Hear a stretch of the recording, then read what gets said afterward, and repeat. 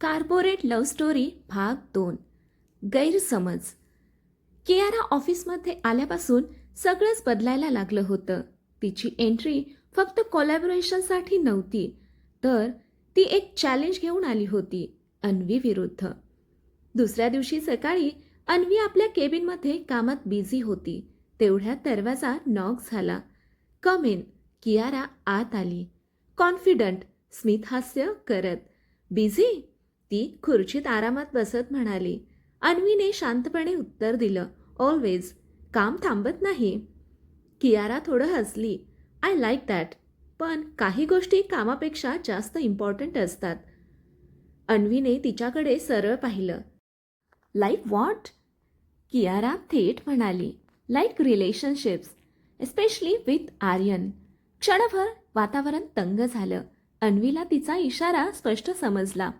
ती शांत पण ठाम आवाजात म्हणाली, प्रोफेशनल बाउंड्रीज मला नीट कळतात, मिस कियारा. कियारा हलकसं हसली. गुड, कारण आर्यन माझ्यासाठी फक्त बिझनेस पार्टनर नाही. हे ऐकून अन्वीच्या मनात हलकासा धक्का बसला, पण तिने चेहऱ्यावर काहीच दाखवलं नाही. Then you should focus on your work, अन्वीने उत्तर दिलं. I do the same. Kiara उठली. लेट्स सी किती दिवस टिकतेस तू. आणि ती निघून गेली. अन्वी काही क्षण शांत बसली. तिच्या मनात विचारांची वादळं सुरू झाली होती. ही मुलगी सरळ वॉर्निंग देऊन गेली, मला सावध राहावं लागेल. दुसरीकडे आर्यनला अजून काही कल्पनाच नव्हती. तो मीटिंगमध्ये होता आणि कियारा त्याच्याजवळ बसली होती. ती मुद्दाम त्याच्याजवळ लीन होत बोलत होती, जे पाहून काही एम्प्लॉईज एकमेकांकडे हसत होते. अन्वीने हे सगळं दुरून पाहिलं. तिच्या मनात एकच भावना, अस्वस्थता. संध्याकाळी अन्वी ऑफिसमधून निघत होती. तेवढ्यात आर्यनने तिला थांबवलं. अन्वी, वेट. ती थांबली. Everything okay? त्याने विचारलं. अन्वी काही क्षण शांत राहिली. मग म्हणाली, yes sir, everything is professional. त्या एका वाक्यात खूप काही दडलं होतं. आर्यनला जाणवलं, ती दूर जात आहे. Did I do something wrong? तो नकळत विचारून बसला. अन्वीने हलकसं स्मित केलं. No sir, you are the CEO. You can do anything. हे ऐकून आर्यन थोडासा अस्वस्थ झाला. ही अचानक एवढी कोल्ड का झाली? त्या रात्री कियारा आर्यनसोबत डिनर प्लॅन करते आणि दुसरीकडे अन्वी एकटीच आपल्या फिलिंग्सशी झुंजत असते. आता खेळ अधिकच गुंतागुंतीचा होणार होता. कियारा आर्यनला जवळ आणेल का? अन्वी आपल्या भावना लपवून ठेवेल का? आणि आर्यनला खरंच काय हवं आहे? एक डिनर, एक कन्फेशन आणि एक मोठा गैरसमज. रात्रीचं वातावरण, शहर दिव्यांनी उजळलेलं आणि एका लक्झरियस रेस्टॉरंटमध्ये आर्यन आणि कियारा समोरासमोर बसले होते. टेबलवर मेणबत्ती, हलकं संगीत, सगळं काही परफेक्ट. कियारा हसत म्हणाली, सेम प्लेस, सेम वाईब. आठवतंय ना कॉलेज डेज? आर्यन थोडंसं हसला. या, बट थिंग्स आर डिफरंट नाव. कियारा त्याच्या डोळ्यात बघत म्हणाली, आर दे रिअली? काही गोष्टी कधीच बदलत नाहीत आर्यन. आर्यन काही बोलणार इतक्यात वेटरने ऑर्डर सर्व्ह केली. पण कियाराच्या मनात वेगळंच काही चालू होतं. ती हळूहळू विषय बदलत म्हणाली, so what's going on between you and that HR girl? Aryan थोडासा सिरियस झाला. Nothing. She just doing her job. Kiara हलकसं हसली. Come on Aryan, I know you. तुझ्या नजरेत सगळं दिसतं. आर्यन काही क्षण शांत राहिला, कारण त्यालाही उत्तर सापडत नव्हतं. कियारा थोडी पुढे झुकली. I still love you Aryan. त्या एका वाक्याने वेळ जणू थांबली. आर्यन कम्प्लिटली शॉक्ड झाला. कियारा, दिस इज नॉट राईट. कियारा लगेच म्हणाली, वाय नॉट? आपण आधीही एकत्र होतो आणि आता परत होऊ शकतो. आर्यनने खोल श्वास घेतला. Things have changed and so have I. Kiara थोडी चिडली. Changed? Or someone change you? तिचा इशारा स्पष्ट होता. अन्वी. आर्यन उठला. I think we should end this dinner. Kiara रागाने म्हणाली. You are making a mistake Aryan. Aryan काहीही न बोलता निघून गेला. दुसरीकडे अन्वी आपल्या घरी होती, पण तिचं मन मात्र पूर्णपणे अस्वस्थ होतं. ती स्वतःशीच बोलत होती. मला एवढा त्रास का होतोय? तो कुणासोबत आहे मला काय? तिच्या फोनवर एक फोटो आला. ऑफिसमधल्या कुणीतरी ग्रुपमध्ये शेअर केला होता. आर्यन आणि कियारा डिनर करतानाचा फोटो. तो फोटो पाहून अन्वीच्या डोळ्यात पाणी आलं. So this is the truth. तिने फोन बाजूला ठेवला आणि मन घट्ट केलं. इनफ. मला आता डिस्टन्स ठेवायलाच हवं.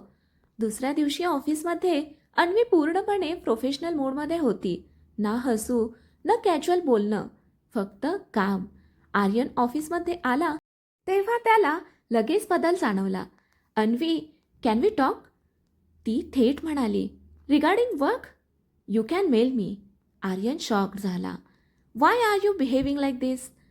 अन्वीने त्याच्याकडे न पाहता उत्तर दिलं. Because now I understand my place. Aryan चिडून म्हणाला. What do you mean? अन्वीच्या डोळ्यात हलकंसं पाणी आलं, पण तिने स्वतःला सावरलं. Sir, you don't owe me any explanation. Your personal life is none of my concern. त्या क्षणी आर्यनला समजलं काहीतरी मोठा गैरसमज झालाय. पण तो काही बोलण्याआधीच कियारा तिथे आली आणि आर्यनचा हात पकडत म्हणाली. Aryan, we need to discuss the deal.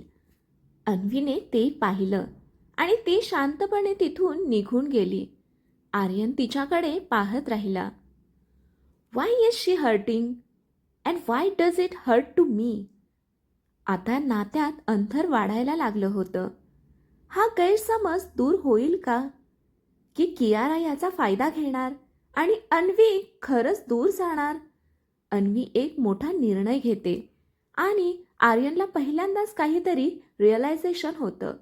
ऑफिसमध्ये सगळं पूर्वीसारखंच दिसत होतं, पण खरं पाहता सगळंच बदललं होतं.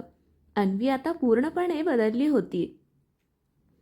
जिथे ती आधी हसत खेळत सगळ्यांशी बोलायची, तिथे आता ती फक्त कामापुरती मर्यादित झाली होती. सकाळची मीटिंग. अन्वीने प्रेझेंटेशन दिलं. एकदम परफेक्ट, एकदम प्रोफेशनल, पण तिच्या आवाजातला वॉर्मथ कुठेतरी हरवला होता. आर्यन तिच्याकडे पाहत होता.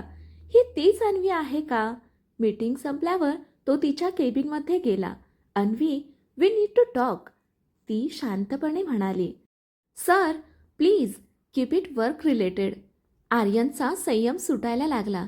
Stop this Anvi. What's wrong with you? अन्वीने पहिल्यांदाच त्याच्याकडे सरळ बघितलं. तिच्या डोळ्यात वेदना होती. Nothing is wrong sir.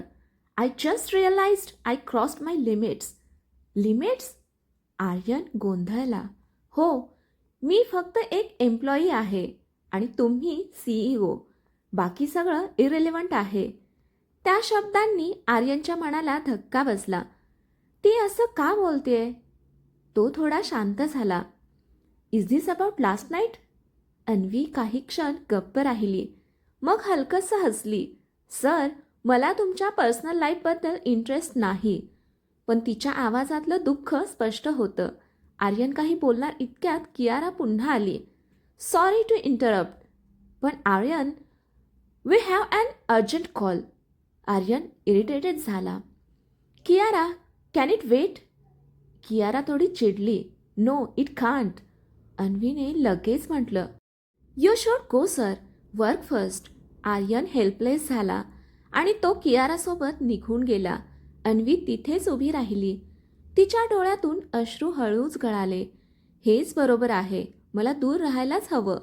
त्या दिवशी संध्याकाळी अन्वीने एक मोठा निर्णय घेतला. तिने रेझिग्नेशन लेटर तयार केला.